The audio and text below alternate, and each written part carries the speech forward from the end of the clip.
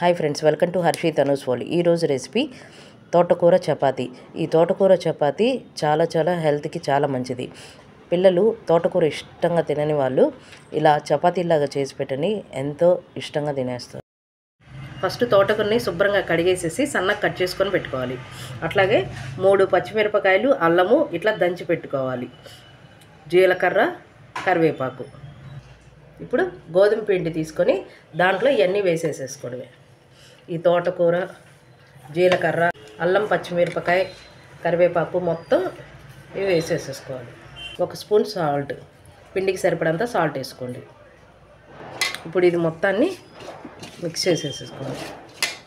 ఇది సింపుల్గా తోటకూర చపాతీ సింపుల్గా చేసేసుకోవచ్చు. దీంట్లో అల్లం, పచ్చిమిరపకాయ బదులు కారం అయినా వేసుకొని చేసుకోవచ్చు. కొంచెం వాటర్ వేసుకొని చపాతీ పిండి కలుపుకోండి.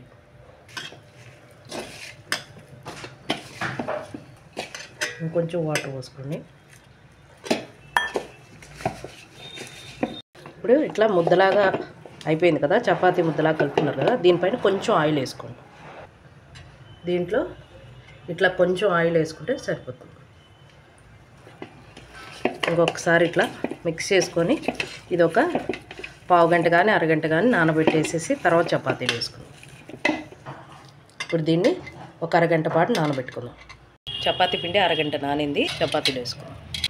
ఇవి కొంచెం పెద్ద ఉండే తీసుకోండి. మామూలు చపాతీల కన్నా ఇవి తోటకూర వేసాం కాబట్టి విడిపోతుంది అనమాట. కాబట్టి కొంచెం పెద్ద ఉండే తీసుకొని చేసుకోండి. ఇట్లా పొడి కొంచెం అద్దుకొని చేసుకుందాం. ఇప్పుడు వీటిని చపాతీలు చేసుకుందాం. కొంచెం మధ్యలో పొడి వేసుకుంటూ చేసుకోండి.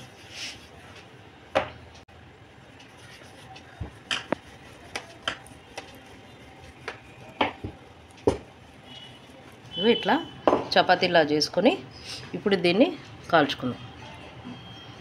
ఇప్పుడు పొయ్యి ముట్టించుకొని ఒక పెనం పెట్టుకొని, పెనం హీట్ ఎక్కింది. ఇప్పుడు చపాతీ వేసుకోండి. ఇటువైపు కూడా తిప్పుకొని ఇప్పుడు కొంచెం ఆయిల్ వేసుకోండి. లైట్గా వేసుకుంటే సరిపోతుంది. చపాతీలు ఎలా కాల్చుకుంటామో అలానే. ఇప్పుడు ఇటువైపు కూడా కొంచెం ఆయిల్ అప్లై చేసుకోండి.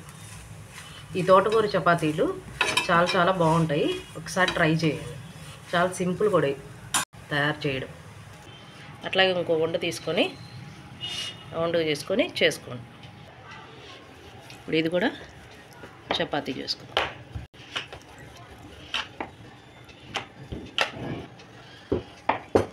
ఇలా ఇంకా అన్ని చపాతీలు చేసుకోవడమే. పెనం మీద వేసుకుందాం. ఇప్పుడు చపాతీ బాగా కాలిపోయింది, తీసేసుకుందాం. ఇంకా అన్ని చపాతీలు ఇట్లా చేసుకోవడమే.